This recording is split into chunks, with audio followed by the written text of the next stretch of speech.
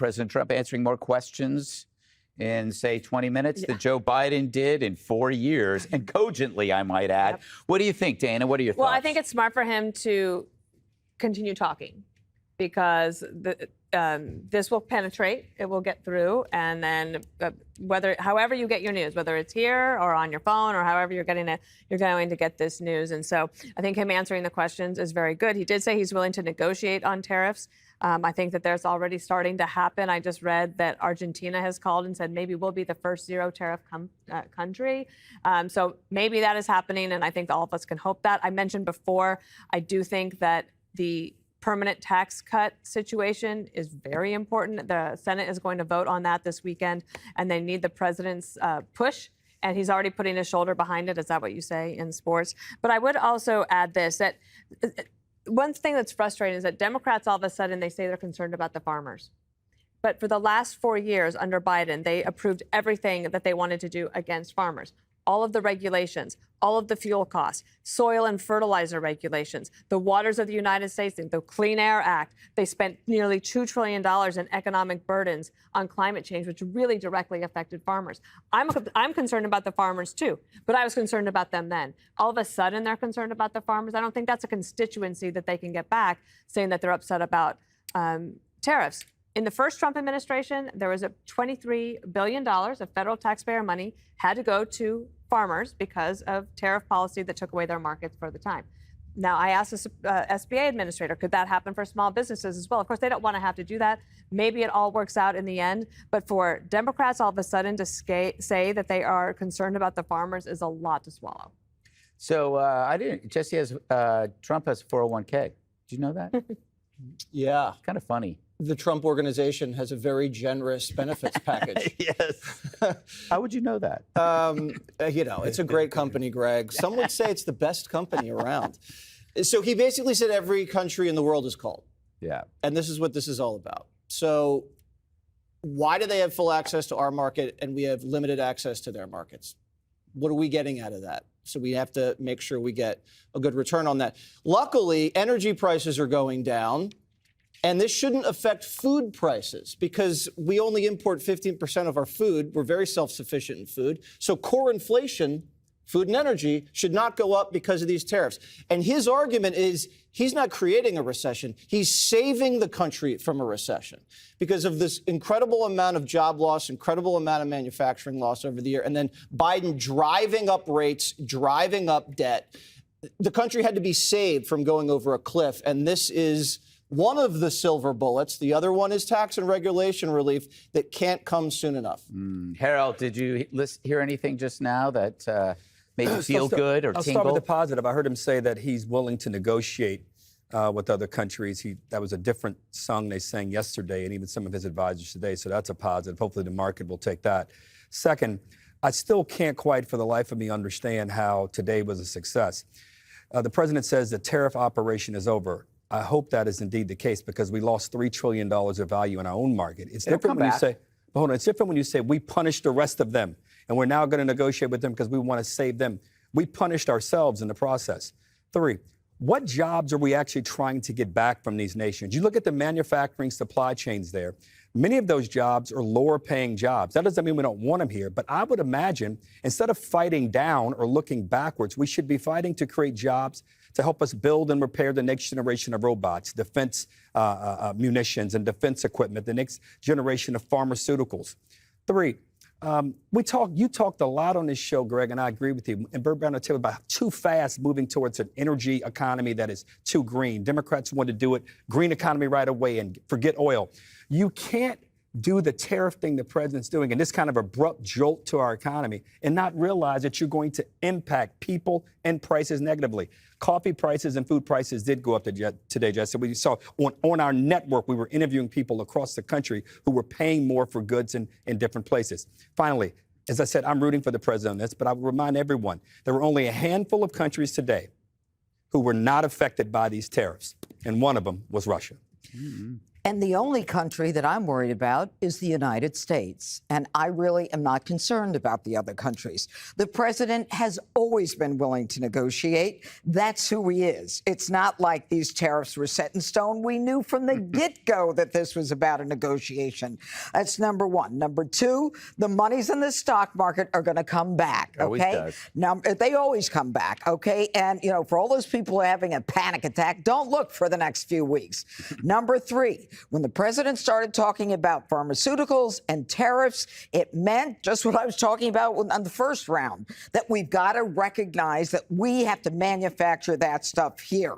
And finally, I think one of the interesting things that's happening is that the American manufacturers, General Motors, is now hiring more employees to make more trucks. They're now improving overtime. This is just within the last few hours. And Ford is now telling Americans, you want to buy a vehicle? We'll give all of you our employee prices. Everybody is a part of this. Everybody's going to make this happen. Just wait. Right, we're being told that J.D. Vance is in position. He's ready to be interviewed by our Lawrence Jones. Lawrence? Hey, Lawrence. All right, thanks, family. Let's bring in the Vice President Vice President J.D. Vance. Thanks so much for joining Fox and Friends this morning. Good morning. Great to be with you. So the last time we had a one-on-one was in your house. So you weren't Vice President. Yeah, right. you were auditioning. You were the only candidate that said if you didn't get selected, you would be disappointed. Well, you got accepted. So congratulations, Mr. Vice President. Thank you. Let's talk about some of the issues that matter to the American people. Sure. And it's the president's new tariff policy. And when I think about what he got elected on is to bring the cost down for people, but also bring manufacturing back to the country. That's right. These are gonna kind of hit each other, right? Explain to us how you get manufacturing here, but also get the cost down for the American people. Well, if you go back a little bit, Lawrence, remember during the first Trump administration, everybody said that Trump's tariffs were going to be inflationary back then. What actually happened? We had 1.5% inflation. We had the fastest growing economy in a generation, and we had the beginning of a manufacturing renaissance in the United States of America. Then, of course, we had 4 terrible years of the Biden administration. But I think it's useful for all of us to step back and ask ourselves, what has the globalist economy gotten the United States of America? And the answer is fundamentally it's based on 2 principles: incurring a huge amount of debt to buy things that other countries make for us. And to make it a little bit more crystal clear, we borrow money from Chinese peasants to buy the things those Chinese peasants manufacture. That is not a recipe for economic prosperity. It's not a recipe for low prices, and it's not a recipe for good jobs in the United States of America. For 40 years, we have gone down that pathway. We've seen closing factories. We've seen rising inflation. We've seen the cost of housing so high that most Americans can't afford to buy a home right now. President Trump is taking this economy in a different direction. He ran on that, he promised it, and now he's delivering. And yes, this is a big change. I'm not going to shy away from it, but we needed a big change, Lawrence. We cannot keep going down the Joe Biden globalist pathway where we have $2 trillion of peacetime debt and deficits. We have manufacturing disappearing. That is not working for Americans. We've got to take this country in a different direction. Mr. Vice President, there does seem to be a disconnect. You see Wall Street in the media and the markets, and they're freaking out right now. Yep. But then I look at those workers that were in the Rose Garden yesterday, and they're celebrating. I think about all the diners that I've done across the country, and all these businesses saying, we've lost manufacturing here, and they're celebrating the move. What is the disconnect between the market and the people, those workers that are cheering this on right now? Well, I think on one hand, frankly, a lot of people have gotten rich from American jobs moving overseas, but American workers have not gotten rich. And frankly, American companies have not gotten wealthy from the increasing growth of foreign competitors manufacturing overseas. As the president says, Lawrence, these foreign companies, they charge us ridiculous tariffs.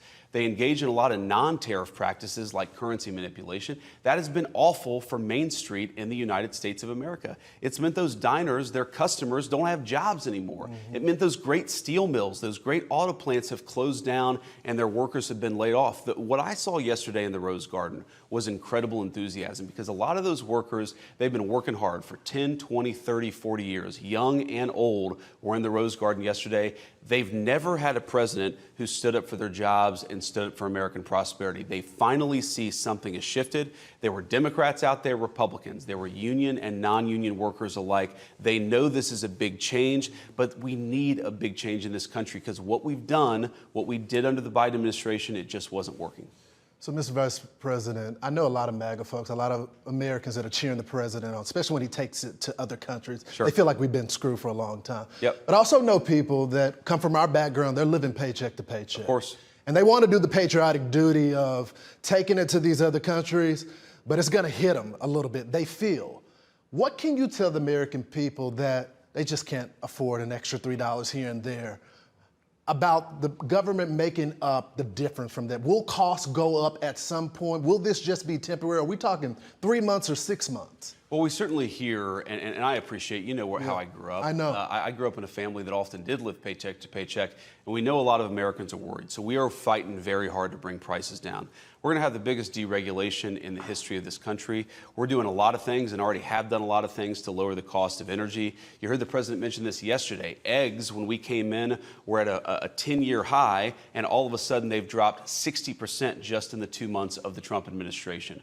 What I'd ask folks to appreciate here is that we are not going to fix things overnight. Yeah. Joe Biden left us, this is not an exaggeration, Lawrence, with the largest peacetime debt and deficit in the history of the United States of America, with sky-high interest rates. You don't fix that stuff overnight. We know people are struggling. We're fighting as quickly as we can to fix what was left to us, but it's not going to happen immediately. But we really do believe that if we pursue the right deregulation, we pursue those energy cost-reducing policies, yes, people are going to see it in their pocketbook. They're also going to benefit from the fact that foreign countries can't take advantage of us anymore. That means their jobs are going to be more secure. I don't think you can talk about this, the tariffs, and not talk about the tax cuts as well that we're expecting.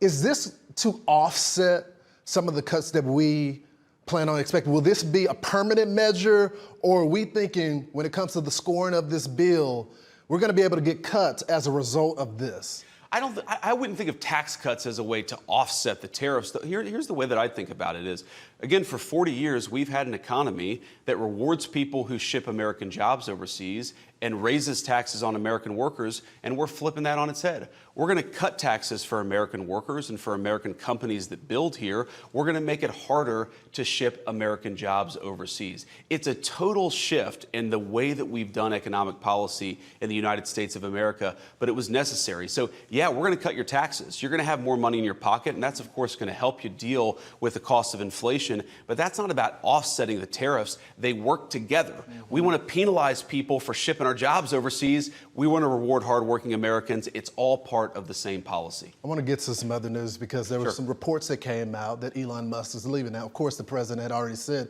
he was only going to be here for a temporary basis. Yeah. Tell us about that. Doge will continue after Elon Musk. Will he still be an advisor to you and the president? I know y'all have a great relationship. Tell us about it. Well, first of all, that report I saw was total fake news. Yeah. Elon came in and we said, we need you to make government more efficient. We need you to shrink the incredible, vast bureaucracy that thwarts the will of the American people, but also costs way too much money. And we said that's going to take about 6 months. And that's what Elon signed up for. But of course, he's going to continue to be an advisor. And by the way, the work of Doge is not even close to done. The work of Elon is not even close to done. You look at all of the fraudulent grants that they found. You look at people who are 150 years old, who are fraudulently collecting Social Security payments. You see our Social Security system, 40% of the people who are calling in are actually committing fraud. That means the 60% who need their Social Security checks are waiting in line.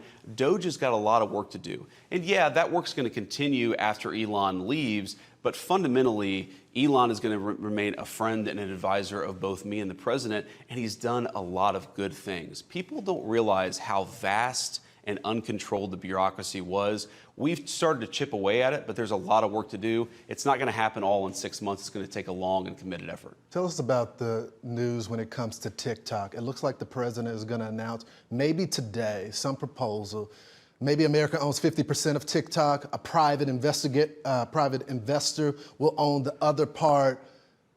Is that going to happen today? So I don't want to get ahead of any presidential announcements here, but what I've said is we've been working very hard, me and the president, the entire team, to really accomplish two things. First of all, you want to make sure that the TikTok app in the United States is not spying on people. Right. That's good for national security. You also want to give people access to this incredible platform, which, as we know, that's where a lot of young people get their news. That's where a lot of young people found out about the policies of the Trump administration. And we got to accomplish both of those things. I think that we're in a good place. We're going to keep on working at it, but I'll let the president make that announcement. If it doesn't come out before the deadline, because I know the president extended. It'll come out before the deadline. It will come out we got a couple days to continue working on it, to finalize some things. And of course, we're going to let the president announce whatever we ultimately decide. Let's talk about some of the lawfare in this country, because I think it's important. Of course. We're seeing judges block illegal immigrants that came into the country illegally. That was the first crime. And then the second crime, they victimized American citizens, murder, rapists, and all that.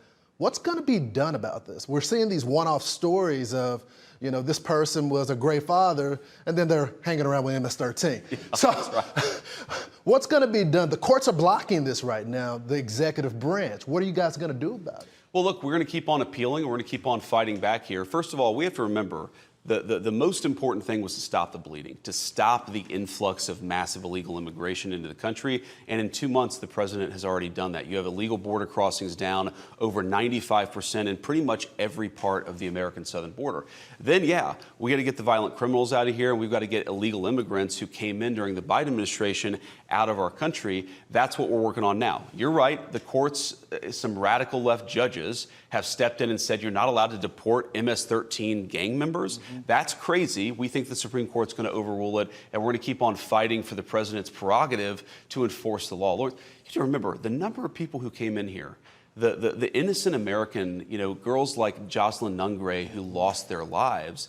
Democrats never wept for them. Democrats never issued a congressional resolution of condemnation for their murder. Democrats didn't do anything to make it harder for violent thugs to come into our country and prey on innocent young women. What they're getting fired up about, what they're most angry about, is not that Jocelyn Nungray was murdered, but that the person who murdered her is getting shipped back home where they belong, not in the United States of America. I think it shows a disgraceful set of priorities from congressional Democrats. We're not going to let that stand in our way. We're going to keep on doing the American people's work. Mr. Vice President, can I get you to put your lawyer hat on for a second? Because they're pointing to one of these cases of a gentleman that they said should not have been deported from El Salvador. They said he was not connected to MS-13.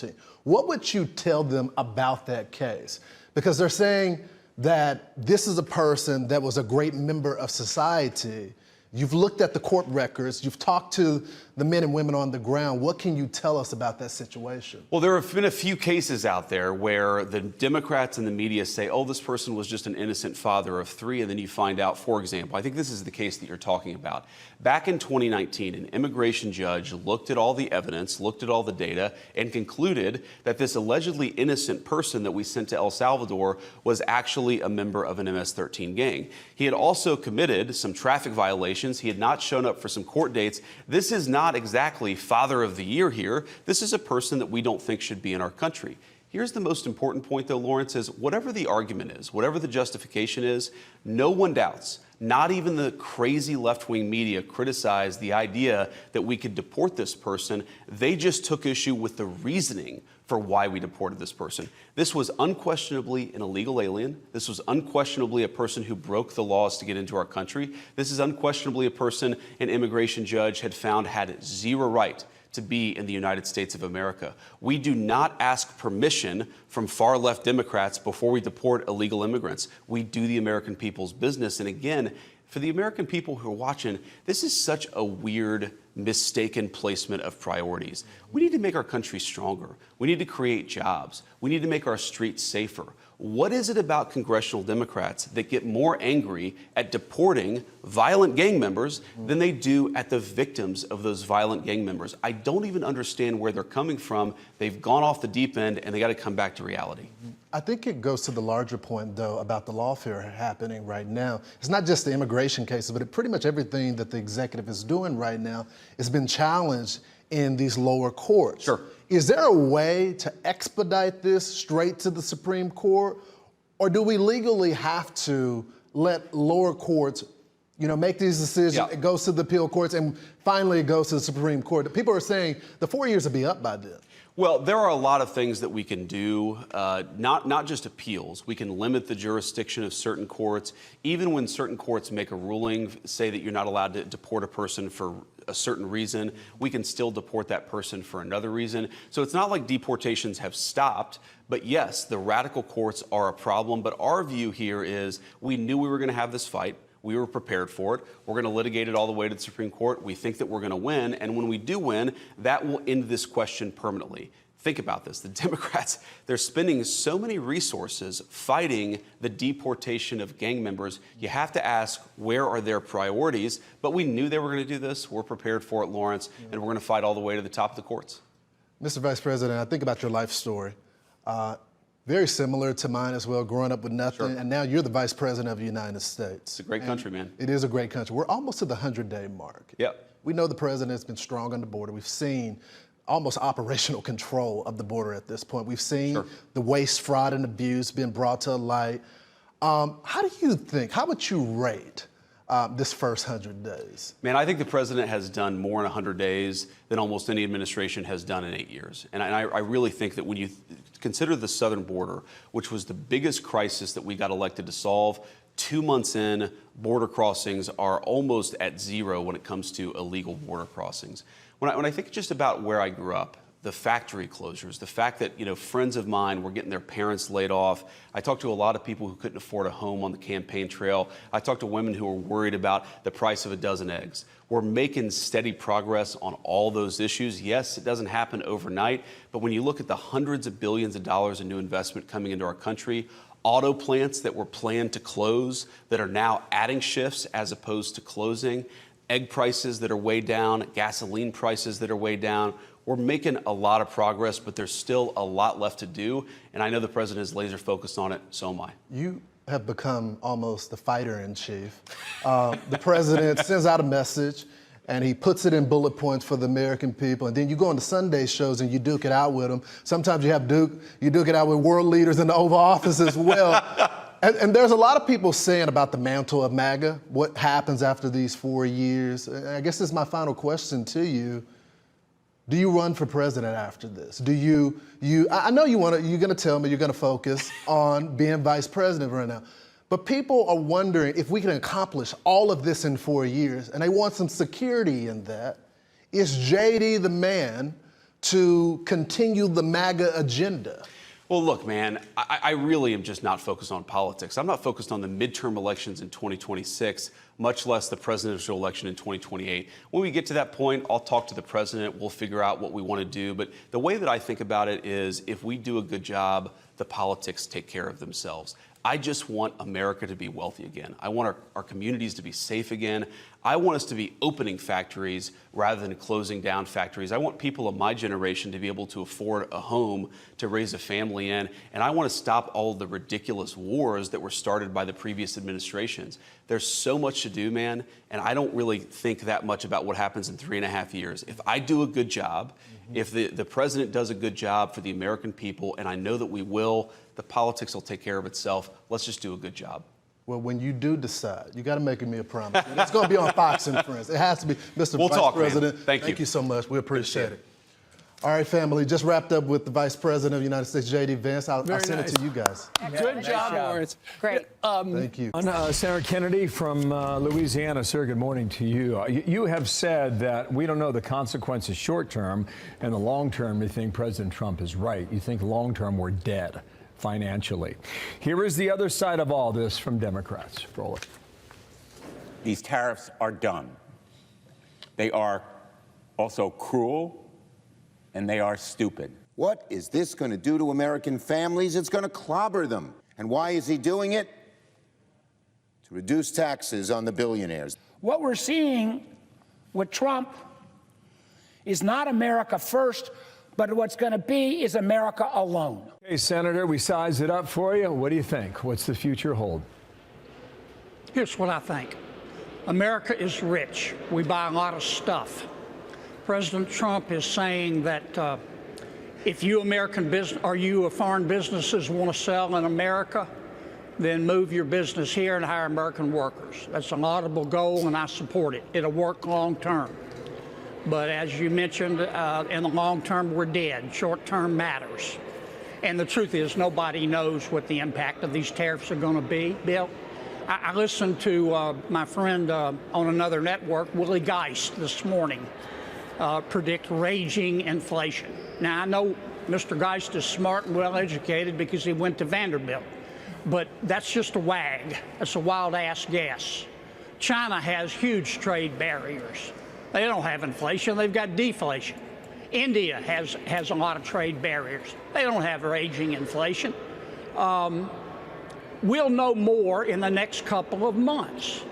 If you want a surefire investment, go book as many rooms as you can at the Hay Adams Hotel across from the White House, because every foreign trade representative is going to be coming to America to meet with the Trump administration to try to negotiate. So it'll be 3 or 4 months before we know what the final tariffs are going to be. Last point, we're in uncharted waters. Tariffs are more art, in my opinion, than science. Tariffs are like whiskey. A little whiskey under the right circumstances can be refreshing. Too much whiskey under the wrong circumstances, and you end up drunk as a goat. We just don't know right now, but we'll know within the next 6 months. If it works, let's take a dozen. If it doesn't work, the president's going to have to recalibrate. The other thing that's happening is you've got big decisions to make on Capitol Hill about the future of taxes in America, the spending plan, and that is going to go forward. The Treasury Secretary, Scott Bessent, was on that yesterday. I would assume that this will not be in place in a month, 2 months, definitely not in the back half of the year. So I'm in the camp that this is the beginning of a big negotiation. That actually was Carlos Gutierrez, a former secretary, saying something similar to you. What I wanted to play was this. This is Scott Bessent, the Treasury Secretary, on GOP unity and tax cuts. I've been spending a substantial portion of my time up on the Hill with the House leaders, with the Senate leaders, and one of the most underreported stories in D.C. that I think is the remarkable unity that President Trump has gotten between the House and the Senate. We are moving ahead at a very brisk pace on this tax bill. I would expect the Senate to vote on it, possibly on their portion of the reconciliation instructions, maybe even this weekend. So, do you think that that's possible? And would that give the market some measure of stability, thinking that that could actually go through and be solid? Number one, Secretary Bessent is very capable. I'm glad he's running Treasury. Number two, we will vote on the resolution this weekend in the Senate. It will pass. Number three, the main economic issue in America was, is, and remains high prices.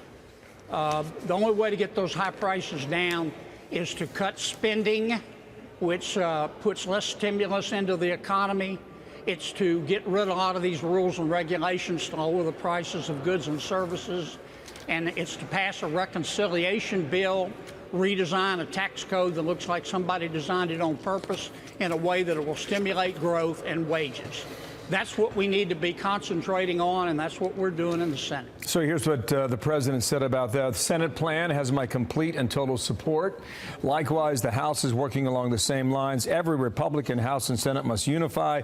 We need to pass it immediately. And now we know the Republicans in the House are up to 220 after this week's special election. Senator, thank you for your time.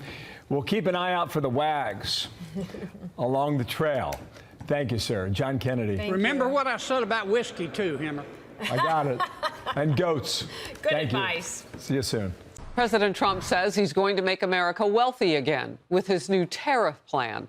It includes a baseline 10% tariff on all U.S. imports, as well as country-specific rates.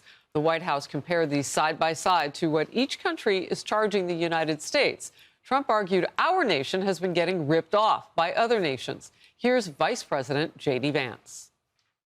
I think it's useful for all of us to step back and ask ourselves, what has the globalist economy gotten the United States of America? For 40 years, we have gone down that pathway. We've seen closing factories. We've seen rising inflation. We've seen the cost of housing so high that most Americans can't afford to buy a home right now. President Trump is taking this economy in a different direction. He ran on that, he promised it, and now he's delivering.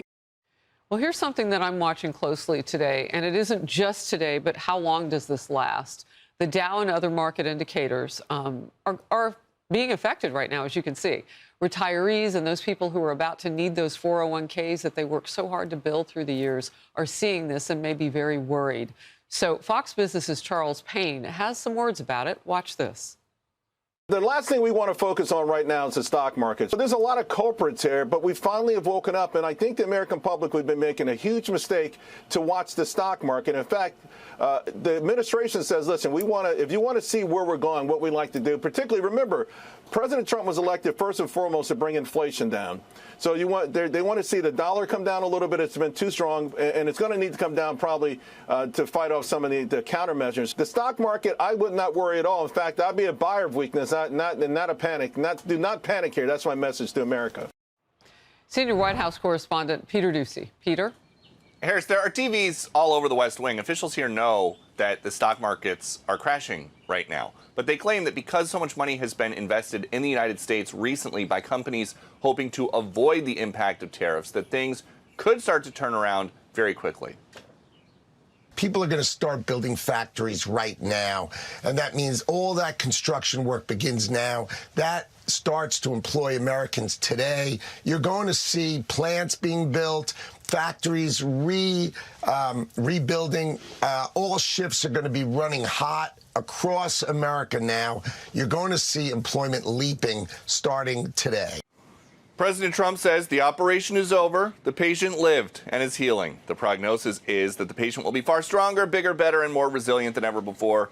Make America great again. But some Democrats are struggling to see the sunny side in any of this. I don't know from what he's liberating the American people. He ran on making America affordable again. There are millions of Americans who voted for Donald Trump believing he would actually reduce prices. He is demonstrably raising prices on virtually everything because we are part of a globally interconnected world and economy. If President Trump is going to talk further about this and about whether or not the declines in the markets are in line with what he expected, it'll be around 2 o'clock when he walks out to Marine One for a trip to Florida and a live golf event. Harris. All right. Peter, thank you very much for setting us up. Director of the National Economic Council. He joins me now. Kevin, great to have you with us. Your reaction to that, thank you. Your reaction to that, market down, I think it's at its lows of the day. It's down about 1,500 for what that is worth in the mix here. What are you talking about in the White House? Is there any panic about what's happening at this point? Or what is the general feeling about what people should know about this? Sure. What people should know about this is that President Trump ran on this because he has a positive vision of a golden age of America where the jobs come back, the jobs that a formerly sensible Speaker Pelosi talked about just now. The fact is that if you go back to 2000, when China entered the World Trade Organization, everybody said, oh, it's going to be so good for everybody's welfare because prices are going to come down. We're going to get all these cheap Chinese goods. And then what happened for 2 terms of the Bush administration, 2 terms of the Obama administration, is that real incomes stagnated. Over the whole 15 years, starting in 2000, real incomes only went up by $80 over the whole time, or a little more than $5 a year. And so while everybody's telling us, oh, your standard of living is going to go up so much because of these lower prices of the Chinese goods, that it didn't happen for the typical median person. And the reason is that wages suffered so much, right? So if prices are going down and wages are going down, then you don't get real wage growth. And that happened really for 15 years after China entered the WTO. And that's what we're talking about for the average person, Martha. If you think about the people who are in the communities that were most affected, it was way, way worse than for the average person. So let me ask you, Kevin. And President Trump was elected to fix that, and that's what he's doing. So I want to show this tweet by hedge fund billionaire Bill Ackman, who used to support a lot of Democrats, but during the election, he has switched over, listened to what President Trump had to say, and began to side with him. He says, sometimes the best strategy in a negotiation is convincing the other side that you're crazy. Do you think that's true here? And there's been a lot of discussion, oh, there's going to be no negotiations at Howard Lutnick. He's standing firm on all of this. And then it feels certainly like there is some negotiation going on. Is there or isn't there? There's nothing crazy about this policy. In fact, this is a policy that was tried and was effective in the United States for 150 years. And in fact, I think the first law passed in the U.S., or one of the first laws, was a tariff. And so this is a tried and true strategy. And, I absolutely do not think there's anything crazy about it. The president did write the book, The Art of the Deal, but he's going to decide when and if there's going to be deals on this. But as we set the reciprocal tariffs and we looked at the misbehavior of foreign countries that are basically dumping their products and hurting American workers, then a lot of the policies that we looked at are things that we think they're probably not going to change. And so I think the EU, for example, is an economy that's really on the ropes, and it's on the ropes because of all the terrible things that the EU regulators and taxers are doing.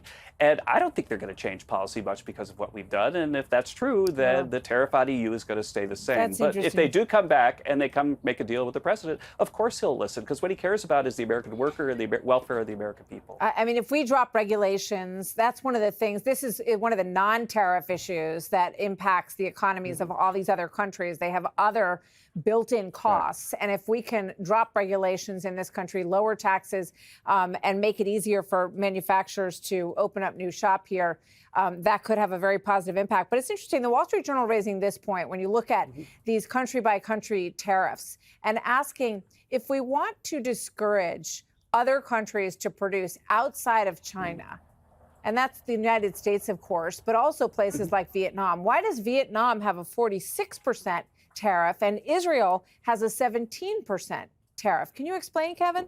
Right. Well, the issue that came out, right, is that the president judged that it's a national emergency, that our trade deficit is making it so that we're dependent on so much thing that we can't produce at home, like antibiotics and so on. And so what happened was that the U.S. trade representative looked at where the trade deficits were and adjusted the tariffs in order to respond to the national emergency that I think we all agree about. And so I think that the fact is that a lot of goods are transshipped through other Asian economies from China, and that the tariffs on China were, I guess, offset somewhat by pushing the trade around to other countries that didn't really pay attention to where the stuff was coming from. And so those transshippers are probably regretting the fact that they made the deal with China to do that. And, I think right now the tariff that they're facing is an appropriate response to what they were doing to destroy American jobs. I got to ask you a question, because you brought it up in a little bit in your answer there with pharmaceuticals, because we heard during COVID how much was produced in China. And do you have any concern that China is going to cut off supplies to our pharmaceuticals as a backlash to this? I think that, of course, they wouldn't, I believe anyone believes that they would be foolish enough to do that. There are lots of other places to get pharmaceuticals. The problem is there aren't a lot of pharmaceutical plants here in the U.S., and that's why we have this policy to fix that. And so, no, I don't think people need to be worried about that, and I don't think that they would do that. Real quick, if you can, people look at this and say, great, we'd love to see more manufacturing in the United States. Give them a time frame. How long is it going to take? Because I've seen factories that take 5 years to get up and running. How quickly can that happen?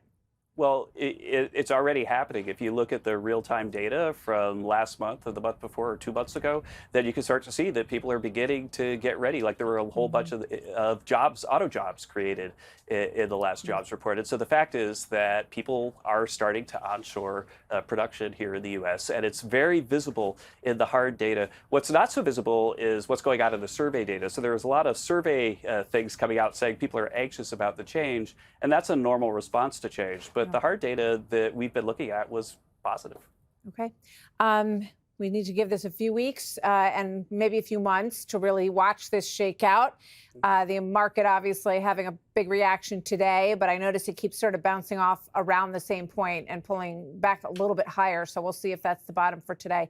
Kevin, thank you. Always great to have you with us. Kevin Hassett joining us here on The Story. Hey, Sean Hannity here. Hey, click here to subscribe to Fox News YouTube page and catch our hottest interviews and most compelling analysis. You will not get it anywhere else.